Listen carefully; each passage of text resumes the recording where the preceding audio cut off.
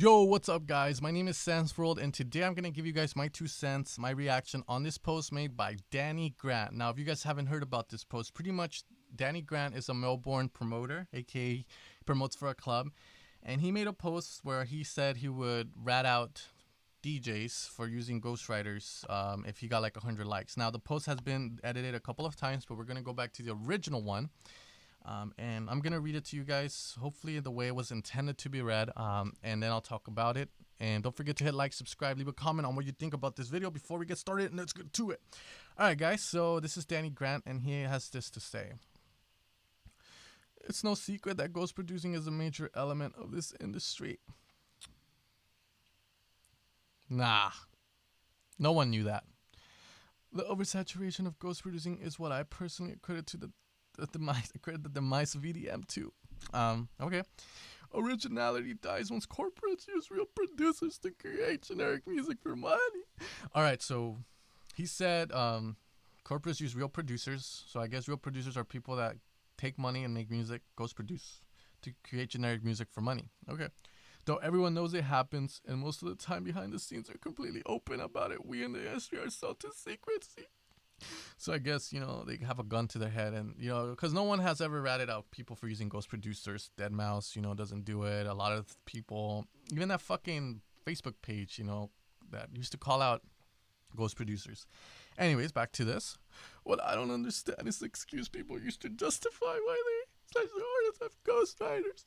If you're an artist, you aren't ashamed of it, then why not openly admit it? Because no matter what way you spin it to justify it to yourself secretly, you're ashamed of what you are doing. And for every 100 likes I get on this status, I'll call an artist who's a ghost producer. Fame whore, babe. Alright, guys, so so pretty much, it was all good for me. Okay, the guy's voicing his opinion till I guess the last part. He's like, "Give me for every 100 likes I get, I'm gonna rat a ghost producer out," which reminds me of those posts where like, if you love Jesus, you'll hit like and share. If not, you'll keep scrolling down for Satan and shit like that. Anyways, guys, to me, this is just a post crying for attention. Maybe he was trying to get more publicity to his page because in the end, he is a promoter. So the more people that are watching his shit, the more people are gonna go to his club, get fucked up, and make stupid mistakes. But anyways, he goes on to rat out. I'm not gonna look through this shit because God, there's like 500 comments. Look, another comment just popped on there. He goes out to rat out Dubs, Stevie Aoki, because we didn't fucking know. Tiesto, because we didn't fucking know. Hannah, some some guy with shades, and some blonde bitches, girls that obviously aren't making their own music. Stafford Brothers, and I think that's it for the big ones. So first off, all I have to say to this is, really, Danny? You really think we didn't know they had ghost producers? Come on, Danny. And back to this, guys. Now, Danny goes on to edit the post because supposedly he was threatening to get sued. I wonder why, man. You're asking for likes and shit, trying to make a little business out of it, in my opinion. This is my opinion, guys. Now, for the ghost producing part, my reaction to that is, some of you guys already know my take on it, and my take on it is that I'm totally fine with it just because of the fact that I understand that when artists get big to a point, they're eventually not going to have time to make music, sadly. Or some artists take it in their power to do it, others don't. Like Tiesto, for example, is always touring the fucking world. So God knows when he decides to make fucking music. I'm sure I wouldn't like making music on a plane. So Tiesto probably has a shit ton of ghost producers. Yes, he probably does. Now, one thing you guys have to keep in mind is Tiesto is a brand now. It's a huge brand where thousands of people probably go behind the name, like the promoters, people posting on his Facebook, Instagram, and all this bullshit, people making the music, because we know Tiesto as a name of EDM, as electro house right now, melodic and all that shit. He used to be the trance guy, now he's that. And that's what Tiesto is known for. So if any producer out there were to make a good song, or any of his line of producers that was electro melodic driven, then it would go to Tiesto, obviously, because everyone knows that Tiesto's going to release that kind of shit and it's going to sound good. Another thing is also the Martin Garrix Avicii collaboration that Martin Garrix didn't put his name on, which is called Waiting for Love. A lot of you guys probably don't know, or most of you guys probably should know, that Martin Garrix helped him make Waiting for Love with Avicii. Now, why didn't Martin Garrix put his name on it? That means Martin Garrix is ghost producing for Avicii. Technically, you guys, if this is the way we're going with ghost producing, then yeah, I guess Martin Garrix did do that. But in the end, Martin Garrix is a brand, and he's known for a certain style of music. So whenever I want to hear this type of music, I'm going to go to Martin Garrix. So let's say Martin Garrix decides to make this track that's trap or something. I'm like, who the fuck is this? This is Martin Garrix.